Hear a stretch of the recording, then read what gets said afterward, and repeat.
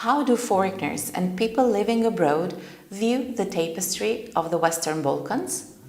In the Balkans and Beyond podcast series, we speak with internationals in our region about their insights and perspectives on challenges facing the region. Also, how to nurture constructive conversations about this diverse and dynamic part of the world. Today's guest is Lone Kjelgaard, the Chief of Staff of the NATO Advisory and Liaison team in Kosovo. Ms. Kjelgaard has held a number of different positions within the Danish Ministry of Defense, and since 2000 she serves in NATO in various positions and posts. Taking the lead from her rich professional experience worldwide, today we will speak about women in international work. Dear Lone, thank you so much for being part of the Balkan Forum podcast, and welcome. Thank you, Linda. I'm very honored to be here and to have the opportunity to share a little bit of my experience, an experience that have brought me back to Kosovo. So, what was the main motivation behind your decision to work internationally? I hate to admit, it wasn't a cognizant decision. But it wasn't luck. I don't believe in luck. I believe in hard work and maybe a bit of coincidence of being in the right place at the right time. And that is what happened to me. I was a military legal advisor in the Danish Navy when the admiral I worked for got posted to a NATO headquarters in Denmark and took me with him as his legal advisor. I arrived there on the 1st of January 1999 and was told, oh, by the way, you're going to Kosovo. So I arrived in Kosovo on the 1st of February. I had 2001, very little exposure to international work prior to that. But coming here to Kosovo and seeing the difference that an international mission could make, and then going back after 8 months, working in my headquarters, understanding that, well, just because something is different doesn't mean it's better or worse. It just means it's different. I really like that. I really like the input from other people going like, so why do you do that? Why do you not do this? I like that a lot. I like learning about different cultures. And I like working with people with diverse backgrounds. What are some of the unique challenges and opportunities that women encounter when they pursue careers on an international scale? I think culture is one of the biggest challenges in the positive and negative sense. That culture sometimes will let your co-workers approach you in a manner that you're not used to, both positively and negatively. I think for women, it is also being aware of how they're perceived and how culture plays into that. Not that culture is a bad thing, that comes out wrong. When I was in uniform and working in the military environment, it was very straightforward. Because you have a rank, you have a title, and you go with that, and through that you're respected. When I became an international civilian working for NATO, it was slightly different. So one of the biggest challenges was you have to fight a little harder. You have to be a little more prepared, and you have to be able to put your foot down, not raise your hand and say, excuse me, I got a question, but raise your hand and ask your question. So that has been one of the biggest challenges for me.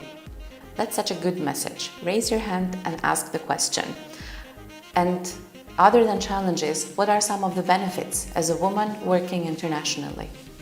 One of the benefits of being a woman working internationally is the exposure to different ways of working. But it is also the fact that, at least in my experience, my international counterparts tends to be a little less aggressive towards a woman when you're in a conflict situation or when you're in a negotiation situation. They tend to be just a tiny little bit more polite. I find it, as a woman, it's easier to do small talk. That may be a stereotype, but in my experience, it is easier to do small talk when you're a woman. And through having a coffee, having a croissant, get to know people a little bit better. And I think that's perhaps a female trait, to wanting to know, well, how's the family? Where did you go on vacation? And so on and so forth. And through that, you build rapport, and then you get so much better results when you work with people. We often talk how important it is for women to support other women, and that can happen in various ways. For example, mentorship and support networks. They do play a crucial role in career development. How can women build strong networks and find mentors, especially in male-dominated sectors or even regions? That is such a good question, and I think there's two ways you can do it. One, the formal institutional way, where the leadership of where you work, be it a business, be it an international organization, decides, typically by a woman in leadership, we are going to have a mentorship program. And they establishes a formal mentorship program. We have that in NATO headquarters, and I've had the great pleasure of being a mentor for many years, because I agree with you, building a network and especially empowering young women is so important. There's another way you can do it though, and that is you can reach out. If you're a young woman, or a young man for that matter, and you're in your last years of studies, in your first year of work, and you hear of somebody, you see somebody, you know somebody that you think, I would like to talk to them to learn about their experiences, reach out. The worst thing that can happen is they say no, and then you're no worse off than you were before. However, the likeliness is that they'll meet you for a coffee, and then you're already one step ahead. So my message is, be a little bit bold, reach out. You've got nothing to lose. But yes, mentorship and networks are important. And I am lucky enough to be a member of a network that is also outside the security sphere, so I get different inputs from a group of very strong women that I work with and am in this network with. It's informal, but it's fantastic. It's an enriching network and experience. Yes, and it shows me that the challenges we face as women are not necessarily that different, whether you work in an international organization, in governance somewhere, or in private sector. And as women, we really need to hear that more and more often, to know that we're not alone in the challenges that we face.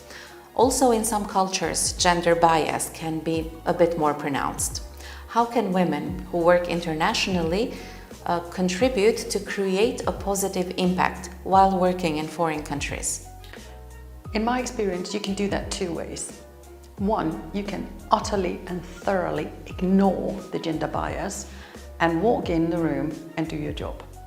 That is probably easier said than done, and it is definitely something I couldn't do early on in my career, but as I grew more senior, both in positions and in age, it is something I do.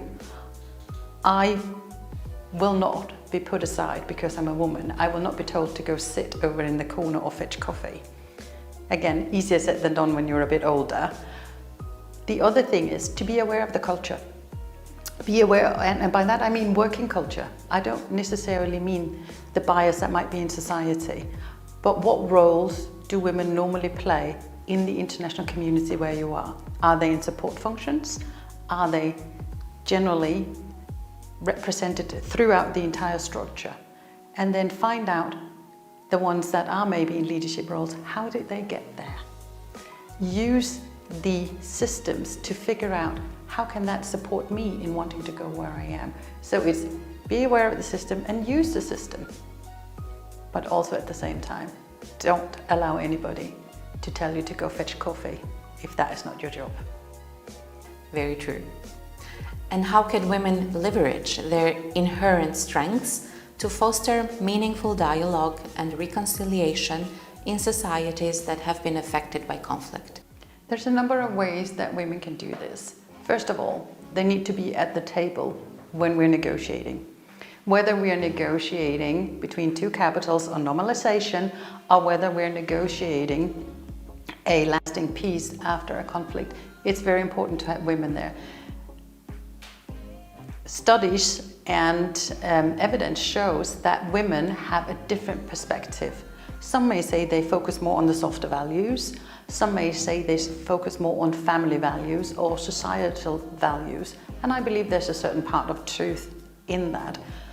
So therefore, to me, it is important that you do have women as a part of this integral system. Having said that though, I think it's equally important that you have a very broad variety or expertise in your negotiation delegations. And preferably someone who doesn't agree with you all the time, so that it doesn't become an echo chamber, but there's actually conversation about what are we trying to do and how are we trying to do it. And if there then is internal disagreement, well, then women are very good peacemakers, so they will leverage that. Empathy, I think, is another good trait. Not saying that men don't have empathy, but women tend to have a lesser challenge in demonstrating empathy and asking some of those tough questions that sometimes need to be asked to have a successful negotiation. Thank you so much, Lone, for your powerful messages and for this very frank conversation. Thank you, Linda. It has been my true pleasure.